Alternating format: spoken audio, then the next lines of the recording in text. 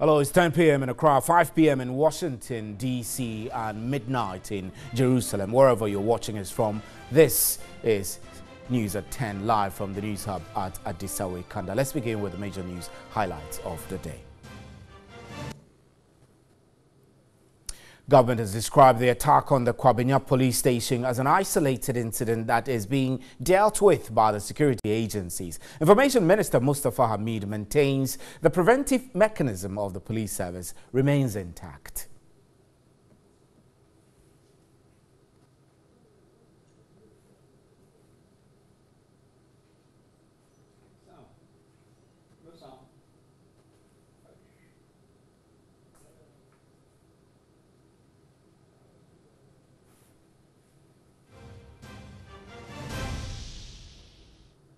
And a riot by students of Jama Pensan Senior High Technical School has left several school properties destroyed. The students went on a rampage after the headmaster's decision to ban them from engaging in entertainment activities.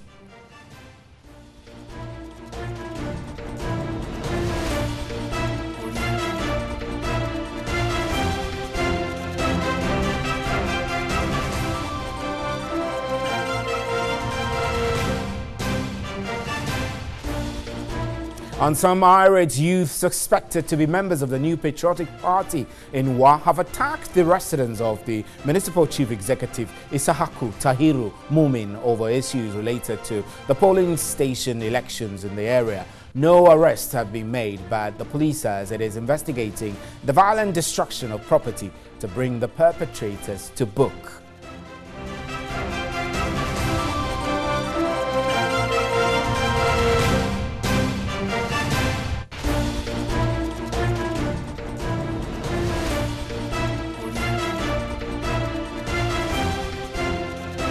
And government, through the Controller and Accountant General Department, has transferred 3.1 billion cedis to the registered schemes of the 12 labor unions. The amount is expected to be invested into bonds and other securities to benefit pensioners who will retire this year. But the 12 labor unions say they will scrutinize the process to ensure equity.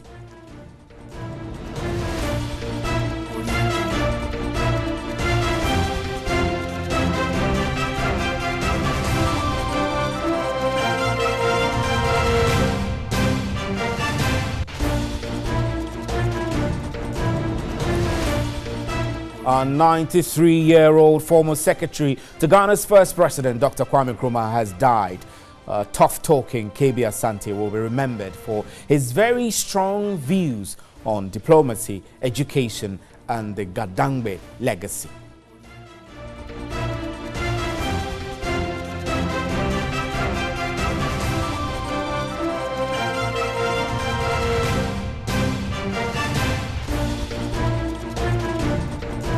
And Ghana's president was among several African leaders who witnessed the swearing-in ceremony of former international footballer George Weah as president of Liberia. President Weah pledged to fight corruption and improve the economy of the country.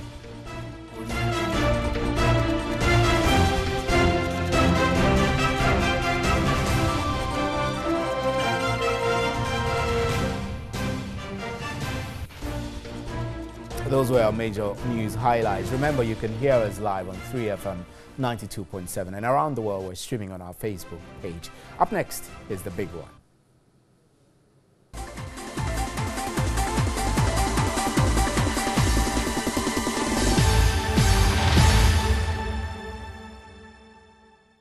Welcome back. Now, government has described the attack on the Kwabenya police station as an isolated incident that is being dealt with by the security agencies. Information Minister Mustafa Hamid maintains the preventive mechanisms of the police service remains intact. A gang of suspected armed robbers on Saturday attacked the Kwabenya police station and freed some 7 inmates after killing a police officer. Government condemns the criminal conduct of these elements in the strongest possible terms. Government takes this opportunity to express its deepest sympathies to the family of the deceased policeman, Inspector Emmanuel Ashilevi. While this is one of the isolated incidents that have unsettled the Ghanaian population, we wish to continue to assure the Ghanaian people that the security agencies are working to ensure the general safety of the population. The police service after the incident are on a manhunt for the suspects, comprising 6 Guineans and a Nigerian. Mustafa Hamid assured that the police service will prevent the recurrence of such attacks. The preventive mechanism of the police service remains intact, which helps to nip such occurrences in the bud before they become full-blown criminal activity. As everywhere else in the world, certain criminal elements manage to once in a while beat the system in order to perpetuate their crimes. When this occurs, the police service has worked hard to arrest the perpetrators and make sure that they face justice. He died in the line of duty. He died ensuring that people are protected. His death is a blow to the entire nation and the police service in particular. Those were the words of the Director General of the Police Public Affairs Directorate, ACP David Senanu Ekulu, when he arrived at the crime scene where Inspector Emmanuel Asilevi met his untimely death. The nation woke up Sunday morning to the news that a police officer had been killed after armed men attacked the Kwabenya District Police Headquarters. They reportedly freed 7 of 13 inmates in the police cell. The deceased Inspector Emmanuel Asilevi was one of the longest-serving members of the Serial Echo, the anti-armed robbery squad of the Accra Regional Police Command. He had been recently posted to the Kwabenya Police Station as a commander. Family and friends kept trooping to the Kwabenya District Police Station late Sunday. The Director General of Police Public Affairs Directorate, ACP David Senanu Ekulu, sees his death as a heavy blow to the service. It is an unfortunate situation. Ghanaians should be worried that we have lost such a hard-working inspector, especially those around Kwabenya and Ashoma area. Very hard-working and very committed to his job. He died in line of duty. He died to ensure that people are protected. We call for the public to help us get these people behind bars. A family member, William Amuakon, said he got the news through a media report which he described as having been unprofessional. Very sad. We couldn't believe it. Not until I see the body before I would believe that yes, truly Iman was shot. We're all devastated. We're all feeling bad, and because he's a breadwinner of the family. The death of Inspector Emmanuel Asilevi is one of the many cases of attacks on personnel of the security agencies, a worrying trend which must be tackled. David Agbe is Executive Director of the Ghana Institute of Governance and Security. He's joining me via phone now. Good evening, David. Pretty sad news anytime I hear the death of this police officer. We have a National Security Minister, Interior Minister, and some have called for a second look at our security setup under the circumstance. Do you share these views? Steve, you see, the good news is that this government, especially the president, has given enormous appointment to people to man the security sector. But to do critical assessment over 1 year now, their contribution has been minimal. They've not been helpful at all, although their appointment is well recognized. But their contribution and assessment of security implications in the country is below belt. It's quite an abysmal performance that some of these heads, Ministry of Interior, Defense, and all the national security ministers and all those portfolios that the government has created for them, in fact, they've not been helpful to the president. David, I asked the question of whether you share the view that perhaps this is the opportunity to take a second look at the structure, structure of our security in this country.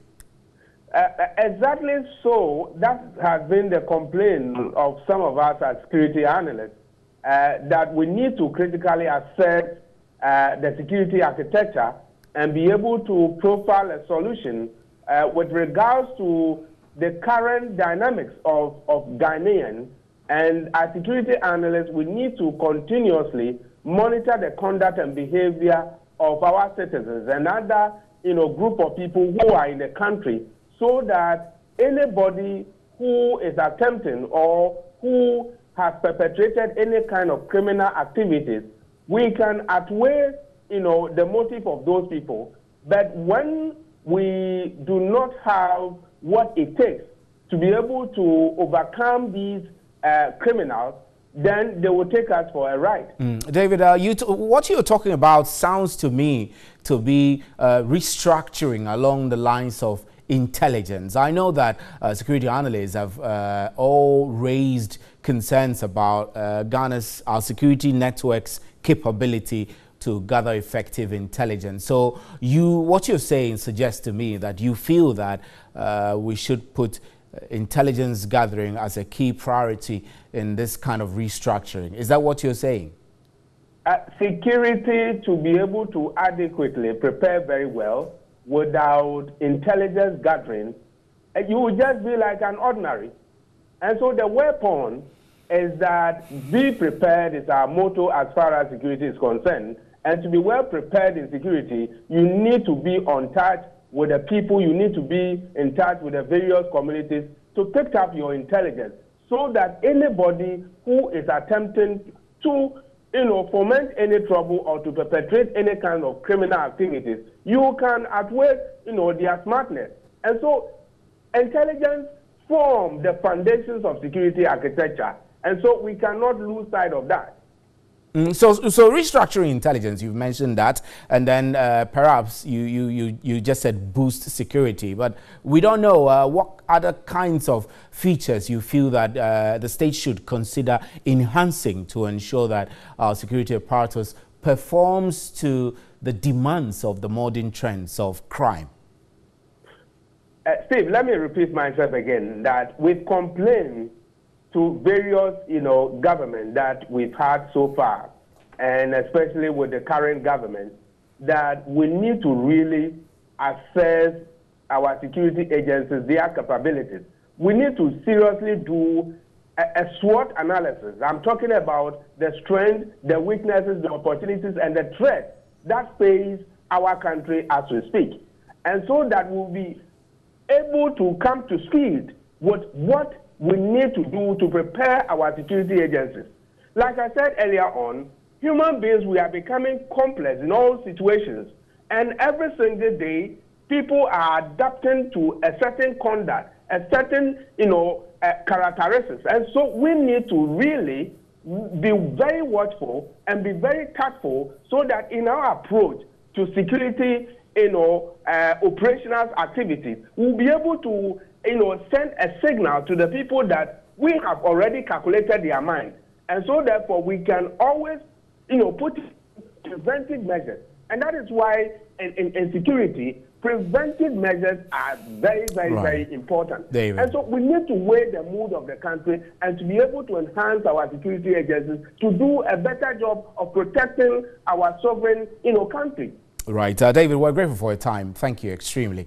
David Agbe is Executive Director of the Ghana Institute of Security. And this is News at 10. We're live from our news hub at Adesawe Kanda in Accra. Around the world, we're streaming on our Facebook page and at 3news.com. We'll be right back with more news.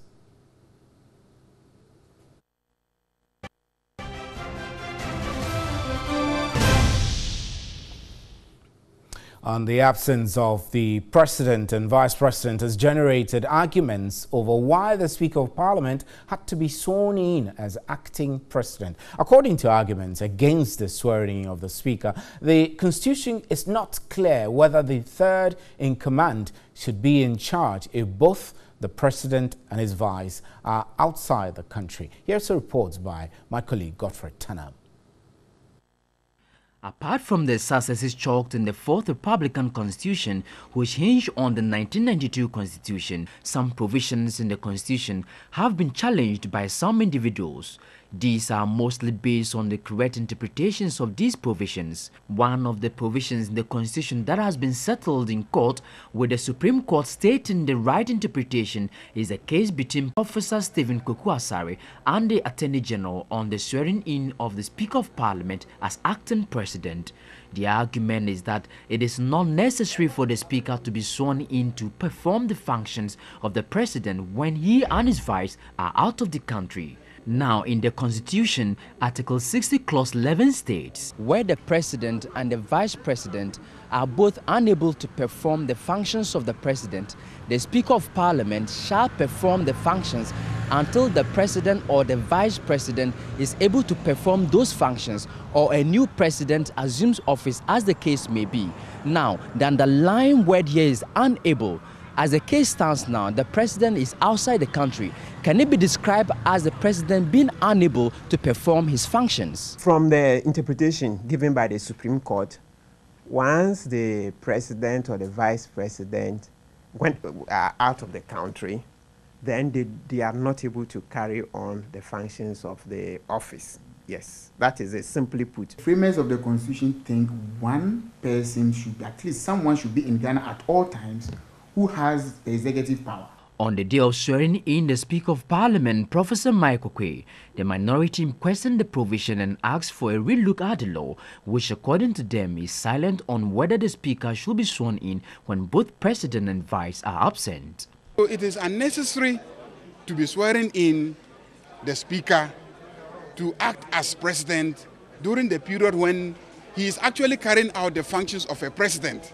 Though they agree there's the need to make some amendments to the provision in the Constitution, they also have a similar view on whether the acting president can take some decisions in the absence of the substantive president. Actually, once he's acting, he has a right to take as many decisions as are reasonable. So what would happen is that in practice, for those decisions that will not commit Ghana for a long time, the Speaker as acting president can take decisions on those. In situations where we are unable to reach our president and yet we needed to take a decision which is urgent, then that person exercises the powers of the president to do that. So it is not a blank check for you to sit there and say that you are now the acting president, so you call ministers and reshuffle. Godfrey Tanam, TV2 News, Accra. And the Vice President, Dr. Mahamudu Bawumia, is doing well on his medical leave and will return soon to resume his duties. These were the words of the Information Minister, Mustafa Abdul Hamid, at a media briefing in Accra to address pressing national issues which occurred over the weekend. Vice President Dr. Bawumia was unwell Friday morning and was given medical attention, but had to be flown to the UK upon the advice of his doctors. Though the exact ailment the Vice President is battling with is yet to be disclosed, he assured Ghanaians Dr. Mahamudu Bawumia will be back shortly to resume his duties. We wish to report that he's doing very well. The Chief of Staff and other senior government officials have been talking to him. God willing, he'll be back home shortly to resume his duties. The minister further debunked information purported to have been released by the Comptroller and Accountant General, Eugene Ofosuhene, that January salaries of public sector workers will be delayed. I wish to state that it is fake news and should be disregarded. The Comptroller and Accountant General has sent payment advice of public sector workers to their various banks last Friday, 19th January 2018. On the debt owed Get Fund contractors by government, Mr. Abdul Hamid stated that government had settled the bulk of its indebtedness to the contractors, adding that the outstanding bill of 367 million cedis will be cleared in due course. We wish to reiterate that everything that the President said at his press encounter last Wednesday was a true reflection of the state of government indebtedness to contractors generally. 838 million was what was owed specifically to Get Fund contractors. 470 million out of that amount has been paid to them. There is an outstanding bill of 367 million to be cleared. So surely the bulk of what was owed to Get Fund contractors has been paid. And the need for an increase in centers of excellence in Ghana has become necessary to help prevent medical tourism. The increase in medical tourism would enable the country train more specialist doctors to treat all kinds of medical conditions. Vice President Dr. Bawumia's departure from Ghana to the United Kingdom on medical leave has reignited a debate on why some Ghanaian leaders travel outside for medical care. Adaklu Member of Parliament Kwame Agboja expressed his concern on the matter.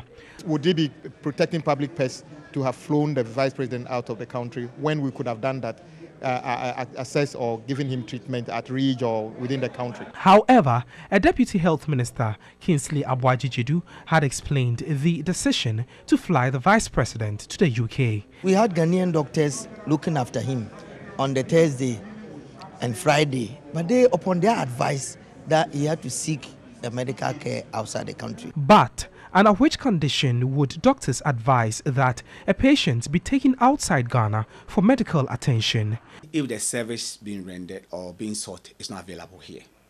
And this may be that the expertise, the human resource may be here, but the equipment may not be here. Or the other ancillary services required for even to complete the diagnosis may not be here. In that case, then, or there's an expertise, maybe a world-renowned specialist in a particular field which is not developed here, then the person will need that kind of service outside. So for an ordinary person, what will happen is that a medical board is usually set up to evaluate the diagnosis and indeed confirm that the service that is being sought is not available here, or there is either a better expertise elsewhere, and that's the best place that the person can get that care. Then that board certifies it, and then if the employers are willing, they provide some financial help and stuff like that to get the person out. Dr. Bayo explained that though Ghana has a lot of specialist doctors and equipment, Ghanaians would continue to travel outside for medical care since not all specialists are found in Ghana. In case of organ transplant, for example, a patient would definitely need the expertise of doctors abroad. Therefore, the need for an increase in centers of excellence. Fetal therapy, for instance, where we perform surgeries for babies while they are inside their mother's womb. It's a skill that can easily be learnt, but the equipment needed to have that kind of service available currently is not available. Private centers have invested and are able to do a lot of fetal diagnostics now, but the therapy to a large extent, in utero surgeries and stuff, are not being performed in the country. We've been able to set up a center like the Cardiothoracic Center, and we are doing heart surgeries. Before it came, there were Ghanaian heart surgeons, but they couldn't come here because when they come, where are they going to operate? That's why we as a nation must set up centers of excellence where we can go into these subspecialties, and it is available for training. He explained most Ghanaian doctors are unable to return to Ghana for practice due to the lack of equipment in the area of their expertise. He stated the association wish the country had all the necessary machinery and expertise to attract other heads of state to seek medical care in Ghana. Ghana's president was among several others African leaders who witnessed the swearing-in ceremony of former international footballer George Weah as president of Liberia. President Weah pledged to fight corruption and improve the economy of his country. The ceremony is Liberia's first transition between democratically elected leaders since 1944. President Akufo-Addo was among hundreds of dignitaries who witnessed the swearing-in ceremony. President George Weah thanked his predecessor, Ellen Johnson Sirleaf, for ensuring peace in Liberia. We have learned that equality and freedom are never just a final destination that the people or a nation reaches. These are the fundamental human rights that our people deserve, and that must be held up and measured against our action, our policy, our laws, and our people are those elected to serve the people. He pledged to fight corruption and improve living conditions of the people. We are responsible to deliver the change you deserve. Indeed, We must deliver the change that our people need in order to transform our lives for the better.